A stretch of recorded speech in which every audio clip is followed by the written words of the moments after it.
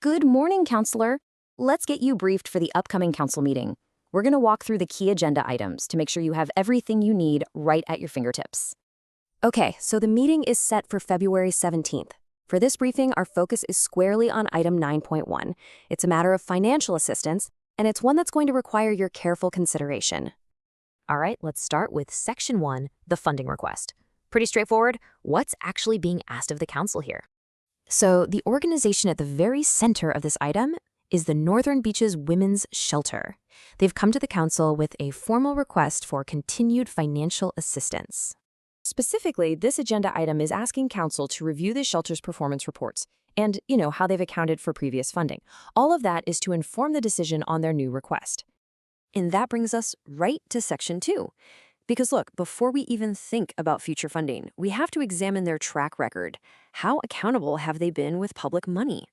So this is really the crucial question for you as a steward of public funds. How exactly was that previous grant money used?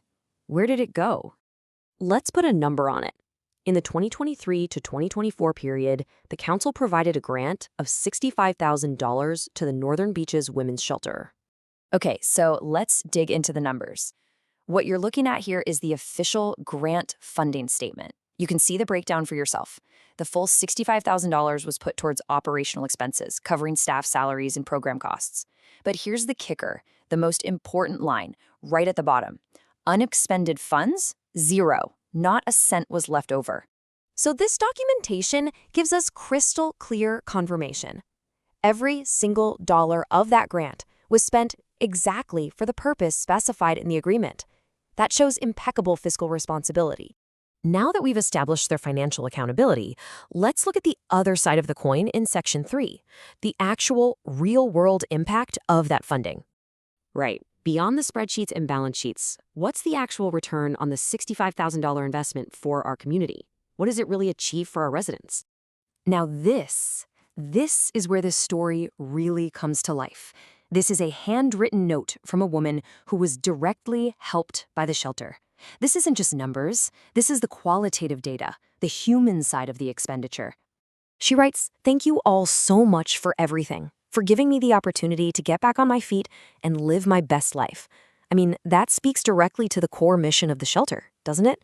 Empowerment and restoration. And she concludes with this. "This experience has been truly life-changing, and I will be forever grateful." It's hard to find a more powerful metric for success than the words life-changing. Which brings us to our final section. Let's pull all of this together into the key decision points you'll want to consider ahead of the vote. So, to summarize, here's what's on the table. You have a proven partner with a solid history of collaboration with the council. They've shown complete fiscal accountability with that $65,000 grant. The evidence points to a profound, life-changing impact on residents. This work also aligns perfectly with our own social sustainability strategy, and it provides an absolutely vital service for vulnerable members of our community. As you prepare for the meeting, the question before you is clear. This isn't just about funding an organization. It's about how we, as a council, weigh that perfect record of fiscal diligence against the direct, life-altering support it provides for our residents. This concludes your briefing on item 9.1.